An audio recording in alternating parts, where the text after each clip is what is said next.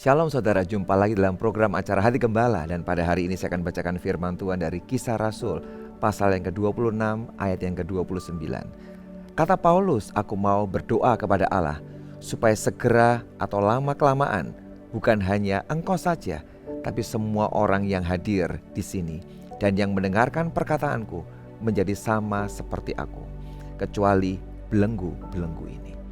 Saya sangat senang melihat sebuah show dari anak-anak kecil yang dipimpin oleh seorang yang luar biasa namanya Steve Harvey. Itu adalah show anak-anak yang ada di Amerika. Ada banyak anak-anak kecil yang punya talenta kelebihan yang hebat-hebat. Ada yang pintar nyanyi, ada anak-anak yang pintar matematika, ada anak-anak yang bisa berpidato seperti seorang wali kota. Dan begitu banyak talenta kelebihan dari anak-anak kecil ini.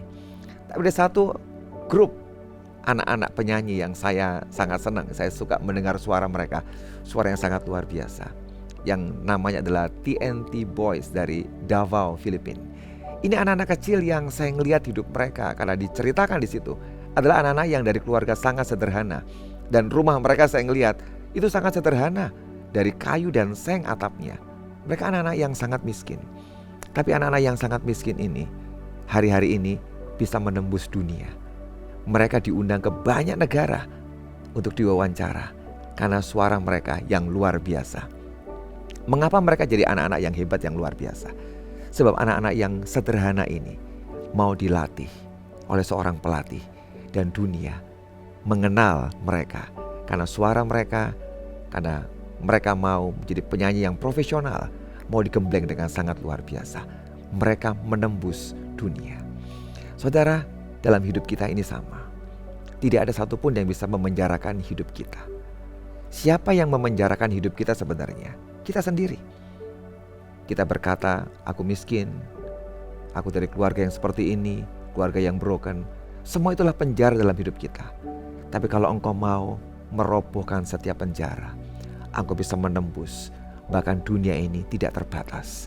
Waktu ada orang-orang yang mau dibentuk dan mengizinkan Tuhan bekerja dalam hidupnya. Anak-anak kecil ini, mereka berhasil merobohkan semua penjara hidup mereka, penjara kemiskinan. Dan hari ini mereka jadi orang yang terkenal, saya percaya, bahkan jadi orang-orang yang kaya hari ini. Sekalipun mereka pernah punya penjara kemiskinan, tapi diubah hari ini, mereka lepas dari penjara itu. Setiap hidup kita ini ada penjara yang memenjarakan kita, apapun itu saudara. Tapi bisakah engkau menerobos penjara itu? Bagaimana menerobosnya? Gak ada cara lain. Kalau engkau mau dididik, diajar Tuhan, satu kali engkau tinggalkan penjaramu dan engkau alami semua kebebasan yang tanpa batas. Tuhan kita, Tuhan yang ajaib, Tuhan yang luar biasa. Setiap orang yang mau dibentuk oleh Tuhan, orang itu akan dijadikan penguasa-penguasa dunia.